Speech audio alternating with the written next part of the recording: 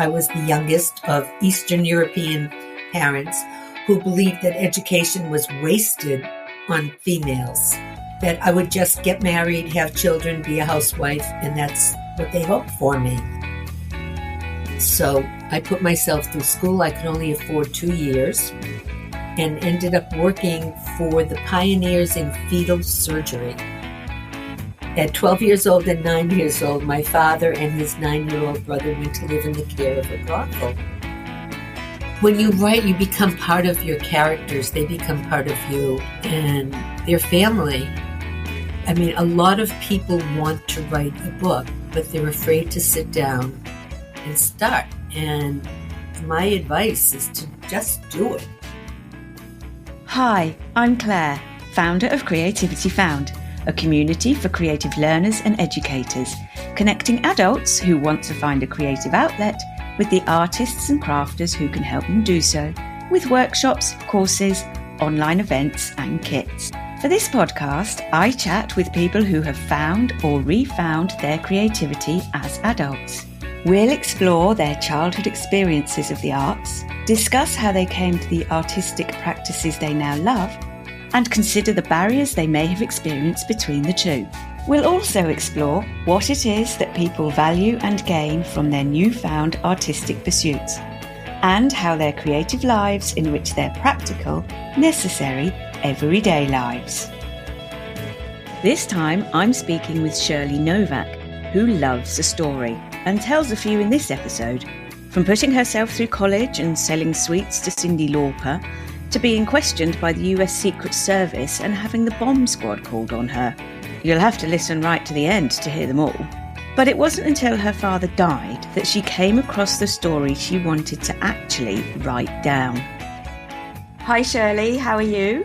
Good, Claire. How are you? I'm very well, thank you. Nice to see you again. Thank you, and to hear you. Start by telling me how you have started to express yourself creatively. I think I've always been creative, but I never realized it. But I started writing. I've always wanted to write. I felt I always had a talent for writing.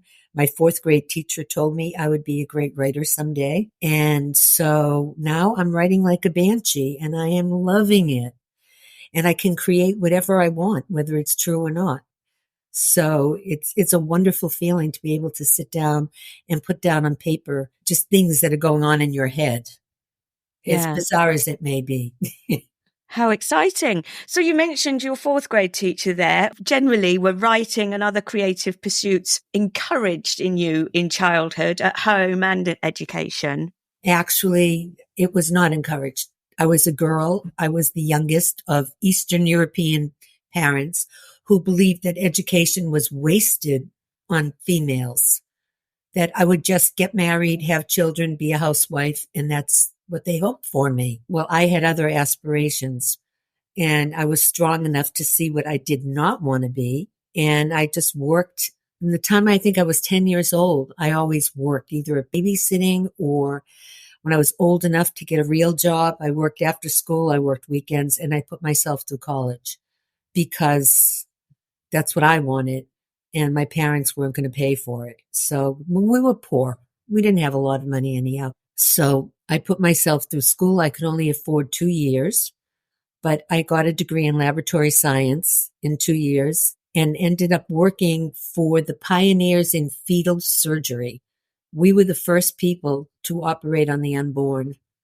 They really wanted somebody with a master's degree, and I only had an associate's degree, but they said that my enthusiasm was so overwhelming that they had to hire me. And then they sent me to the University of Rochester, where I took a crash course and I became their hematologist. And it was the most incredible job anyone could ever hope for. However, my parents kept telling me, you'll never get it. You'll never get it. Just meet a nice guy and get married. Yeah. But I got it. Yeah. Well, good for you to continue with those aspirations despite having negative external influences there. Why did you choose that subject at college? Actually, I've always loved the medical profession.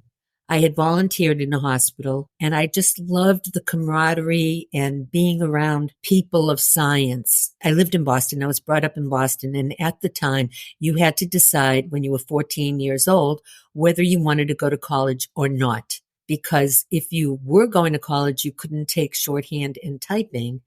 If you weren't going to go to college, you could take a business course, but you had to decide early on. And with my parents saying, no, you're not going to go to college, I had to take the business course.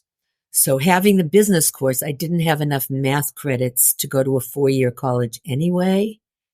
I did not want to become a secretary. And I happened to be a klutz. And one day in the guidance office, I knocked into a table and a brochure fell on the floor that Fisher College in Boston was offering a 2-year program in laboratory science. And because all the boys in my high school were in science courses, I had enough science credits to apply to this school. And I got in, and yeah. How But I couldn't funny. live away from home. I had to live at home, and I wanted to live at school, but I couldn't. Yeah, that's really funny. It fell in front of your eyes. Honest to God, it Yeah. just fell in front of my eyes. And to get a job like that with only an associate's degree was amazing. Amazing, because I ended up doing things I never would. I delivered sheep. Really? Yeah, I did. I delivered a lamb. We had purebred beagles and sheep in the research department, and they were all pregnant. We didn't kill anything. We would give the fetus a disease, some kind of a problem, and then we would go in and repair it before they were born, and then we would watch their growth, Wow. and then we finally did it on a person. Crikey. That's amazing. I can see how you would be so fascinated and loving that job. Did that last for a long time? It lasted for about 4 years, and then federal funding started to get cut out. And I knew everybody's job in my group. So they had to let everybody go, but they kept me. And as soon as we would get money, I could be working 48 hours straight, and then suddenly nothing. And a school opened in Boston called the Bryman School, and it was a paramedical training school for medical assistants and dental assistants. And because of my experience and background, they hired me as a teacher. So I left the research group and I started teaching anatomy and physiology to the whole school and the medical assisting program. And I think being a teacher was my first love, because my students were between 18 and 50 years old. You know, they weren't children. I loved it. I loved it. And then I got pregnant, so I made that part of the syllabus, part of the course. I would bring in the photometer from my doctor's office and let the students hear the baby's heartbeat. And I did that for a while. And then I had my third child, and they called me from school and said, if we create an evening school, will you teach? And I did. And I went back to teaching again there. But having 3 kids, I just wanted to be home. Mm. But I loved teaching. Yeah. So I was lucky. I just kind of fell into these things, you know, it was great. Well, speaking of falling into things, how did you go from science to interior design? 2 designers opened a showroom in my town, and I hired them to work for me. And I would go into their showroom to see what other people were doing. And they finally said, you've got to come to work for us. So I went to work my youngest was in nursery school at the time. And I said, okay, you know, with certain stipulations, I took a part-time job with them, and I worked for them for 3 years until one day, one of the disgruntled clients came in with a gun because they were cooking the books a little bit. Right. So I quit. I said no. Christ. Crikey. Yeah. But I had a following. So I said, well, if I'm going to do this, I'm going to do it right. And I went back to school. I took one course a semester for 9 years. And I got my degree in design. But by the time I graduated, I was already an established designer in Boston. So I did it for me, to give me credibility to what I was doing. For someone that was not meant to go to college, how many degrees have you got now? Oh, just two. But see, I have two extremely highly educated brothers. They were so smart. I mean, they went on full scholarships. My middle brother is a history professor. He's published 14 books, and he was dean of one of the colleges at Miami University in Ohio. So were they, both of your brothers, encouraged in that direction, and you pushed You know what? yourself? We were fairly poor people. My father worked 7 days and nights a week. My mother was a devoted housewife. We talk about it now because we say we saw what we did not want to become. And that was the positive for us. We were strong people. And the funny thing is that my mother was clinically depressed and in and out of institutions. And I was sent to live with various relatives at times. Yet the three of us are so incredibly well-adjusted and happy people. And it's like amazing that it worked that way. We talk about it because, we always see the bright side of life, where my mother was just the opposite, and she lived to 105. Wow. I know. Yeah. So I don't think there's anything, well, I can't try. I can't succeed at everything, but I think that as long as there's a breath in your body, there's nothing that you can't do if you put your mind to it and you want to do it. And that takes me on to another question. Yes. Of anything you want to try. Tell me about your family's summertime business. We built a house on Cape Cod, and we built it in a resort community. We built it as a means of renting it for the summer as a money-making project. Being a designer, I designed the house, I furnished it, I did everything. And there is a marketplace inside this resort where there were 24 little boutiques, and they were only open from Memorial Day to Labor Day. But there was no candy store.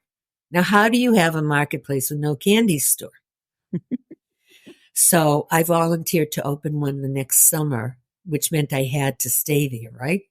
And my kids were guaranteed summer jobs. They were the most popular kids there because they owned a candy store. Well, it turned out to be very successful, and we had a celebrity clientele. Our candy even made it over to David Letterman's show because Cyndi Lauper was a neighbor. It turned out to be amazing, and I did it for 7 summers. Then my kids were getting too old to spend the summers there, and they had a life. So we gave it up. Yeah. But it was fun while it lasted. Oh my, yeah, because I could walk to the beach, check in at the store, see that everything was okay. The kids that worked for me were my kids, my niece, and some other kids. Everyone wanted to work at the candy store, and they were able to give away as much as they wanted to because who knew? Yeah. And it gave me a reason to be on Cape Cod for the summer. Yeah. I was in an unhappy marriage, so for me, it was really great to be away. Ah. So, yeah, if it's not in front of you, create it. That's what I did with this show. That's what you did with this show. That's right. And look. Yeah. An interesting concept, and it's something I talk about generally. There are things that I don't see, so I make them. Like I used to produce a pantomime in my village because there wasn't such a thing, and people wanted to do it. It turned out, and we did it for about 7 years. It was such you're good fun. kidding. No. Oh, that's fun. It was really lovely, and it helped make really good friends, because when you're in a show together and you have to do stupid things, you very quickly get much closer, and you get to know people when you have to be stupid together or make mistakes. I'm sorry. Let me just. That's all right. This phone's all over my house, so I have That's all I right. shut off as many as I could. Well, thank you. There's no problem whatsoever. Going back to the design, did you find working in that field was a good source of creative expression for you? Yeah, because I could create for other people, and it wasn't necessarily always something I could live with.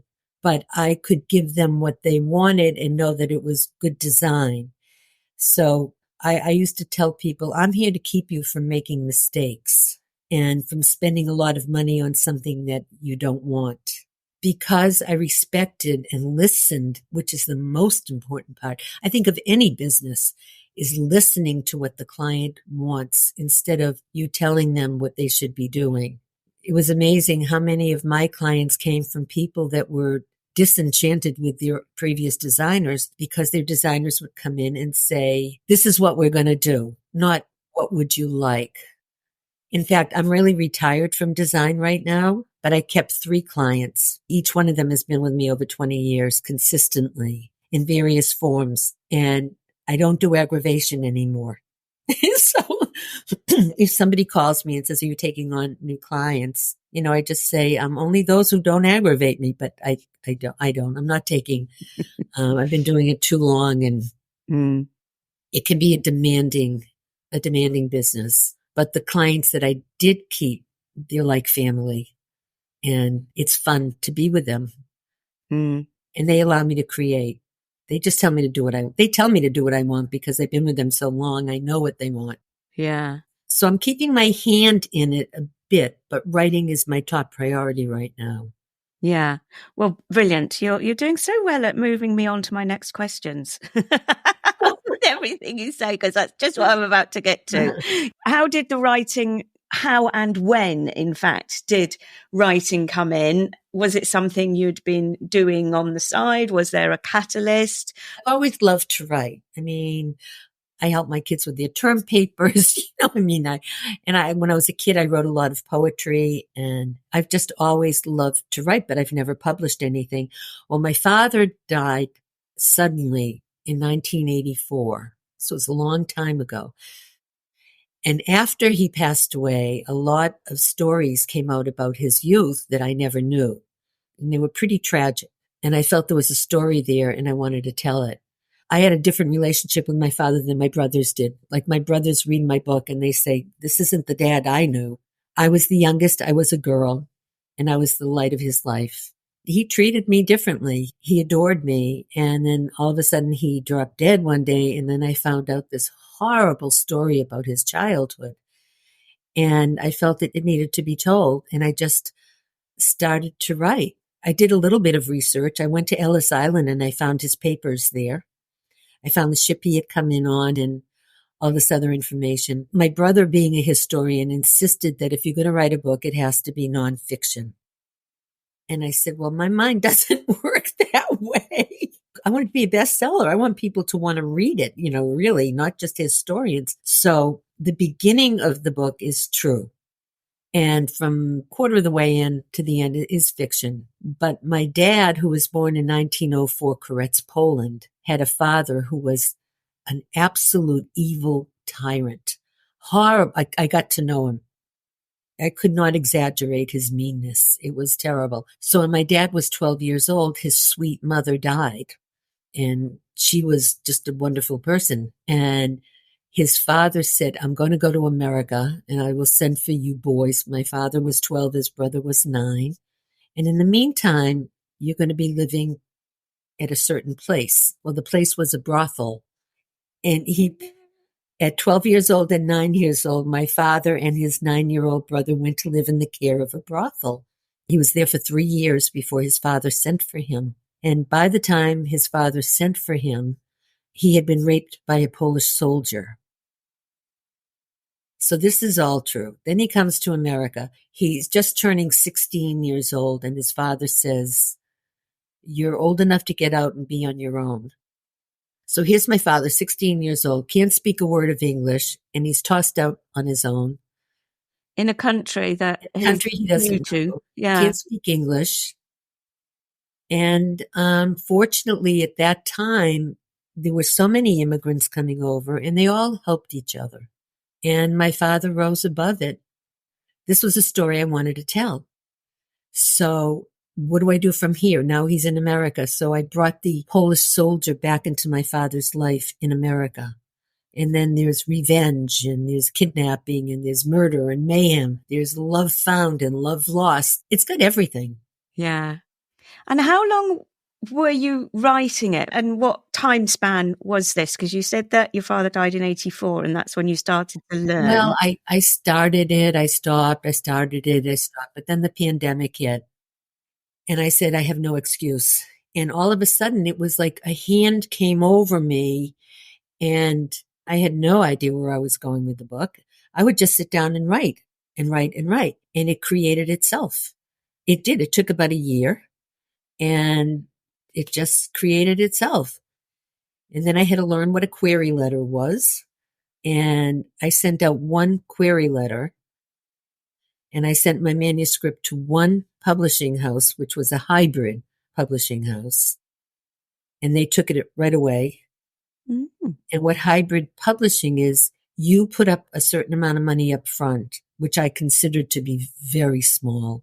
And then they do everything from soup to nuts. They do the whole entire project like any publisher would do. And then at the end, they don't take any money until you've made back your initial investment. Ah, yeah. Were you writing it to get published, or did that come later, the idea that it could be published? I never thought it would get published. I Yeah. did not want to self-publish. And you can't just walk into Random House or Simon and Schuster, and say, here I am. Oh, yes, we'll take you. We'll take you. So then I found out about hybrid publishing, which I never heard of.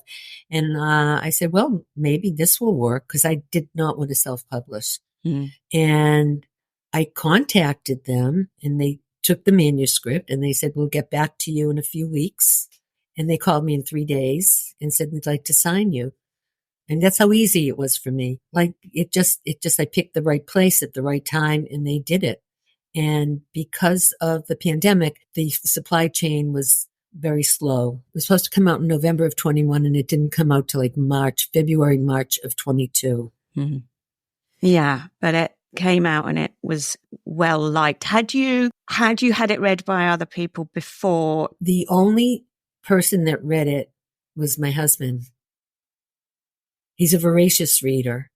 And so every day I would give him what I had done that day. And one day I came downstairs and I was crying. And he said, why are you crying? I said, because so-and-so just died. And he said, yeah, but you're the one who killed her. But when you write, you become part of your characters. They become part of you and their family. I mean, a lot of people want to write a book, but they're afraid to sit down and start. And my advice is to just do it. And it doesn't matter whether it's good, bad, or otherwise. Be honest. Just be honest in it and write for you, write for yourself. It's your truth. And if you write for yourself, it can't help but being good. And if you have a publisher, they'll take care of the editing although I will say that I'm very proud of the fact I needed very little editing. I love English. I love the language. I love the word. And then I started to do podcasting, not guesting on podcasts. Yeah. And one of the people that was the host called me and said, I just finished your book. I have a really good friend who's a publisher. Can I give him your information? And he did. And this person called me the next day and said, I understand you're writing another book. We might be interested in publishing it. So I've been sending his editor chapters as I'm going through it. And she's can't wait for the next chapter to come out. That's what she tells me. And is the second book, since the first book had a basis in reality, is the second book pure fiction? Pure fiction. Mm. It deals with human trafficking. Oh. I love crime. I don't want to be a criminal, but I love true crime stories. I love all the TV shows that are about crime. And I don't know why, because I'm really not a criminal. But I like it. So I'm having a good time researching with this book.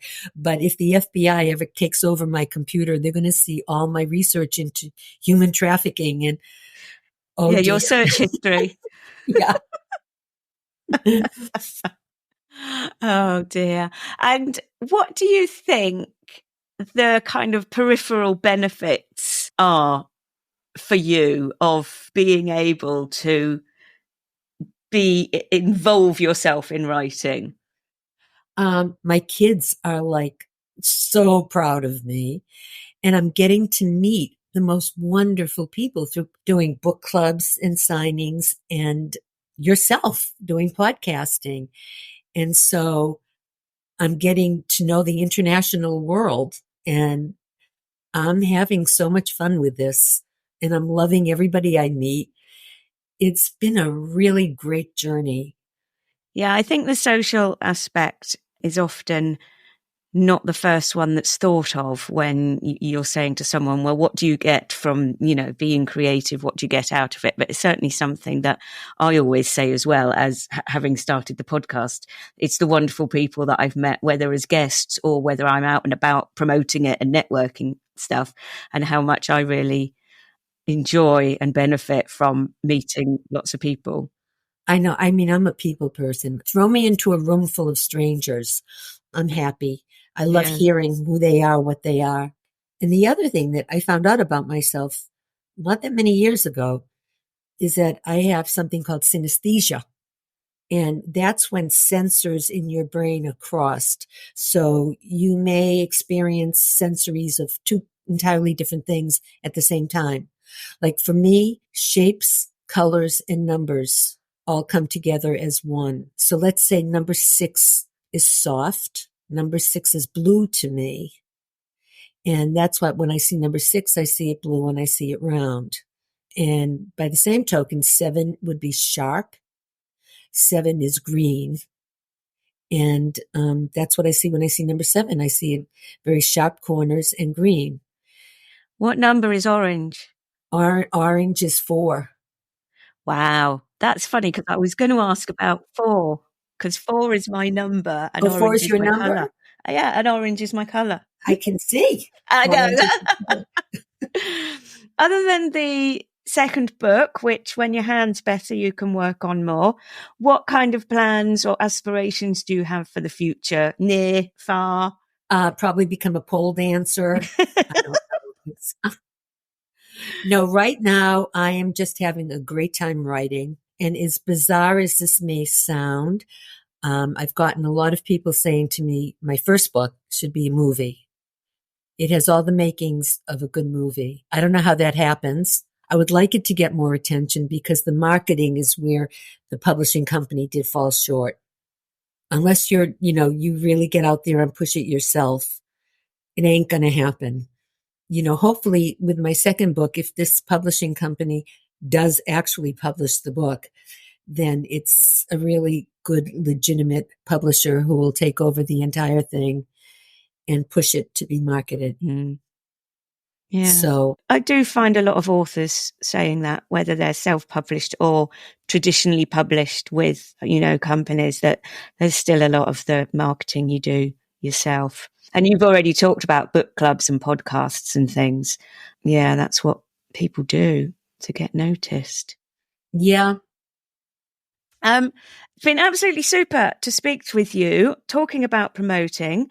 Tell us the name of the first book, because so far it's been called The First Book. It's called The Story of ... And the 3 dots are important because that's indicative of all the immigrants that came over to this country at the beginning of the 20th century. And they all have stories. So the 3 dots are the stories that are still untold.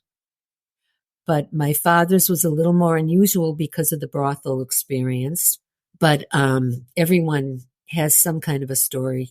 And what's really interesting is that my father became a furniture maker. And some of the people that he came over with on his boat to Boston became involved in the textile industry. So they all helped each other. They all helped each other. They were there for each other till the day they died, actually. And a couple of the people became extremely successful textile manufacturers that are known all over the world. And they were my father's friends. My father stayed poor, but he stayed very humble and talented. He always undersold himself. I grew up in an area where everybody was the same. So we didn't know, we didn't know we were poor. We just knew that if we wanted a good time, we had to create it. And the people in my neighborhood grew up to either be hardened criminals or very, very successful. There was nothing in the middle.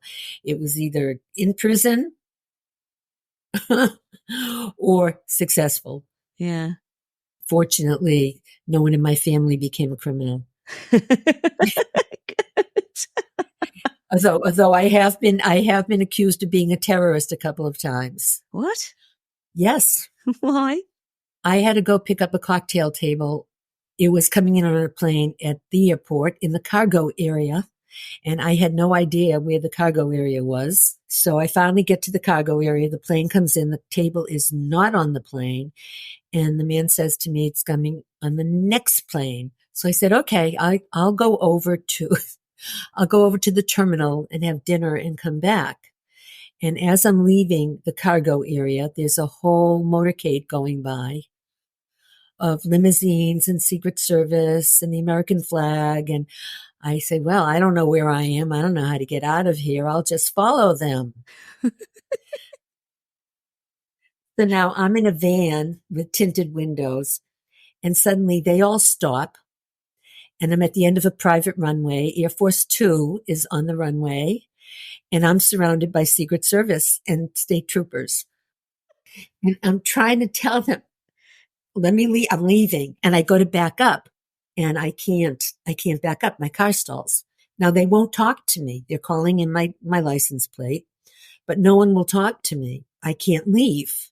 So the plane takes off and they all go into a building and I'm stuck, right? No, my car backs up. So I pulled into the service station at the airport and the man checks out my car to top to bottom. And I happen to have a phone at the time hardwired into my car. And the man says to me, I bet your phone's dead. And it was, because the Secret Service had a device where if you're in motion, they can't stop you. But if you're in a stop position, they can prevent you from leaving. And that's what they did. Oh, no. So I came home that night. Oh, and the table was not on the next plane. So I come home that night and I go, wow, what a story I've got. It's like, hey, I'll do anything for a story. If you get a good story. I didn't have the brains to be frightened. I just wanted a good story. Good. Good. I would have been petrified. That's what everyone says. I would have been petrified. I would have been so frightened. How could you, and had I opened the door or tried to get out of the car, they probably would have shot me. I don't know, Yeah. But I just looked at it as a great story. It certainly is that. How many people? And then I got stopped at the airport again they thought I had a bomb in my bag. And do I look like a terrorist? That's why they chose you, because you don't look like a terrorist. Oh, dear. Yeah, I had medicine packed in ice, and the crimped ice looked like wires. Oh. And so they called the bomb squad. And once again, I said, what a story. Yeah. Because it turned out to be a lot more involved than that, but danger just seems to follow me. Oh dear, that's amusing. Right, let's get back on track. How can people connect with you, Shirley? Well, my book is available wherever books are sold. You may have to ask for it. And the way to ask for it is the title, The Story of ... by Shirley B. Novack. And it's Amazon, Barnes and Nobles, it's Audible. So it's in audio, paperback, Kindle, hardcover. It's everywhere. The other thing is my email address.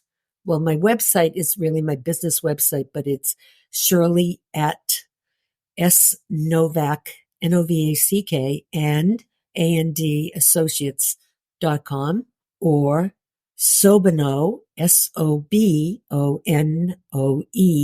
at AOL.com, on LinkedIn, Facebook, Amazon Books, but I'm pretty visible around. Brilliant. I'm happy to hear from people all the time. Lovely. Brilliant. Yes. And I'm so happy to meet you and talk to you, even though it took a while. We had some technical issues, but Yeah, we I got there.